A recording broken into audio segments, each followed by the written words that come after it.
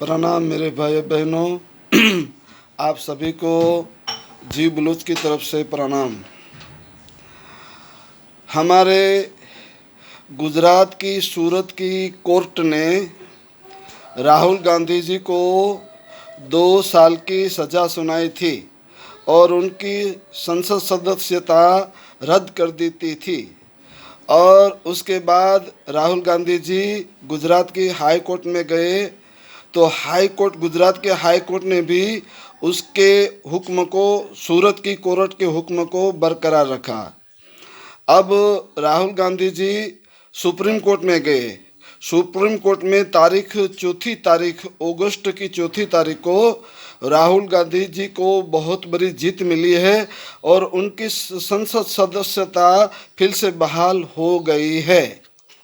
अब समझो कि ये दोनों गुजरात की सूरत की कोर्ट के न्यायाधीश और हाई कोर्ट के न्यायाधीश, गुजरात के हाई कोर्ट के न्यायाधीश, समझो ये दोनों आरएसएस के प्रभाव में और बीजेपी के प्रभाव में रह के ने उन्होंने फैसला सुनाया था। और जैसे कोई ये न्यायाधीश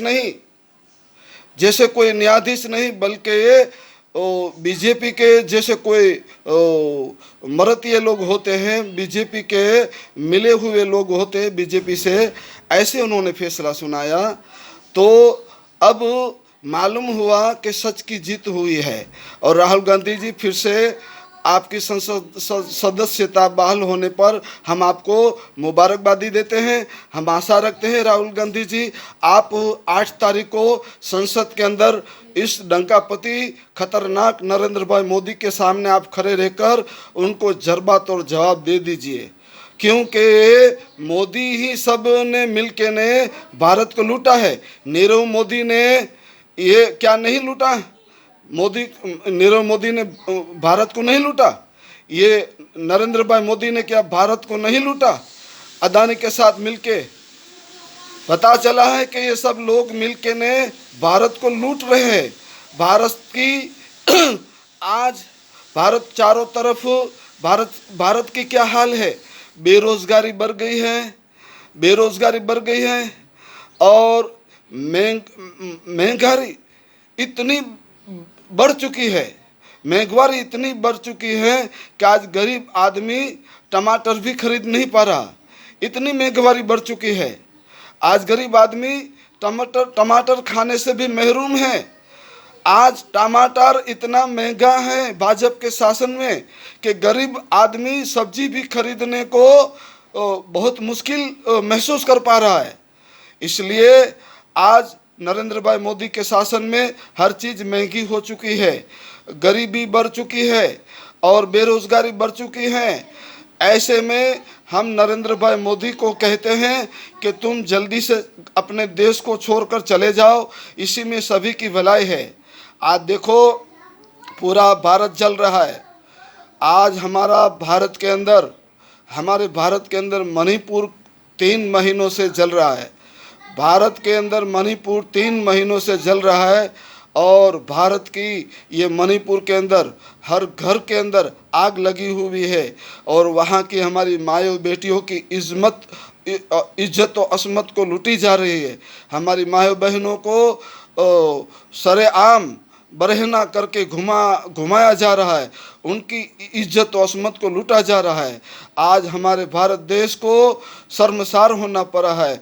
मणिपुर की वजह से पूरा देश बहुत शर्म महसूस कर रहा है।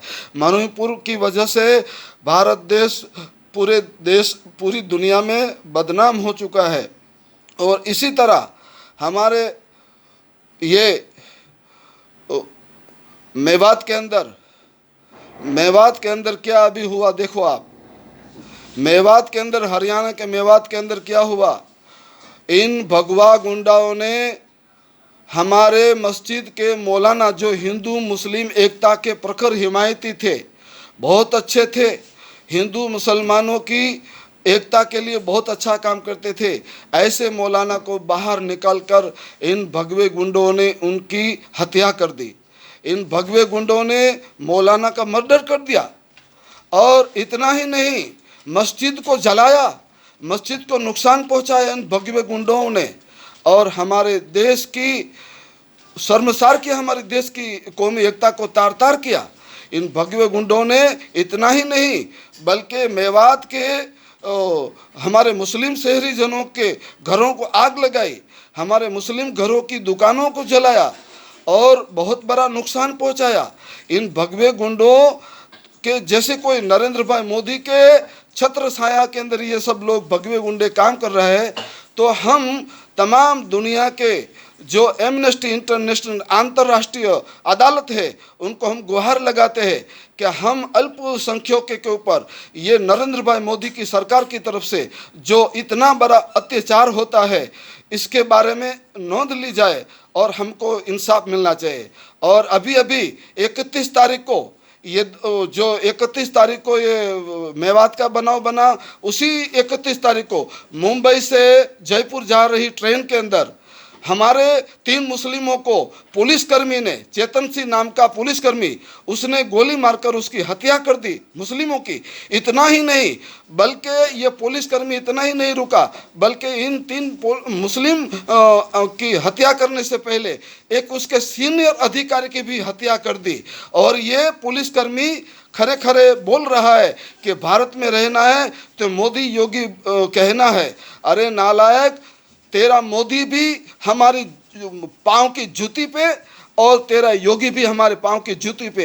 ये मोदी को भी हम नहीं मानते और हम योगी को भी नहीं मानते, क्योंकि ये दोनों लफंगे अपराधी हैं, अपराधी मानस धराते हैं। क्योंकि नरेंद्र भाई मोदी कायदे से तो वारा प्रधान बने नहीं, बल्कि ईवीएम मशीन के अंदर गड़बड़ गोटा करके वरा प्रधान बन चुके हैं। इसलिए हम तो मुसलमान वरा प्रधान पद के ऊपर बैठे हुए नरेंद्र भाई को कायदेसर वरा प्रधान मानते ही नहीं। और हम क्यों इसकी इज्जत करें, इस जालिम की क्यों इज्जत करें जो जालिम ने हमारे लाखों मुसलमानों के हत्या करके वो बैठा है। हम इस मोदी को क्यों माने भाई, नहीं मानेंगे हम। और योगी एक अपराधी मानस रखता है, योगी वो बहुत बड़ा गुंडा है, वो खुद अपराधी है और ईवीएम मशीन के अंदर गड़बड़ी करके वो भी उत्तर प्रदेश का मुख्यमंत्री बन के बैठा है। इसलिए इन दोनों लफंगों को हम श्राप देते हैं, बद्दुआ करते हैं कि इनका विनाशकारी विपरीत बुद्धि उनका खराब ही होने वाला है और उनका अंत बहुत बुरा होने वाला है। ये भगवे गुंडे लोग चारों तरफ हमारे मुसलमानों की हत्याएं करते हैं।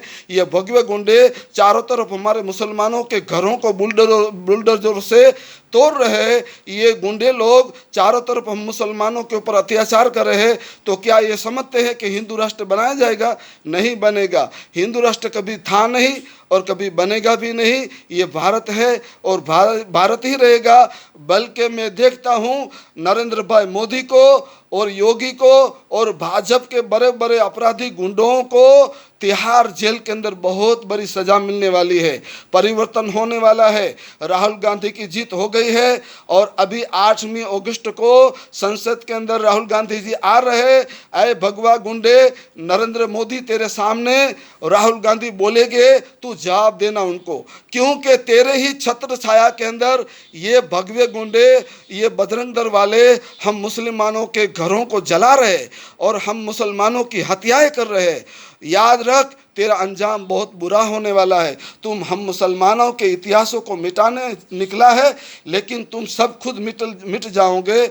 मुसलमान कभी मिटा नहीं, मिटेगा भी नहीं। तुमसे भी बड़े बड़े फिरौन, नमरूद, सद्दात और बड़े बड़े यजीद, ऐसे बड़े बड़े हुक्मरान आए हम मुसलमानों को मिटाने के लिए, लेकिन मुसलमान नहीं मिटे और मुसलमान का इतिहास नहीं मिटा। लेकिन ऐ जालिमों, तुम मिट जाओगे, तुम्हारी याद तक नहीं रहेगी, तुम्हारा नाम लेने वाला कोई नहीं रहेगा।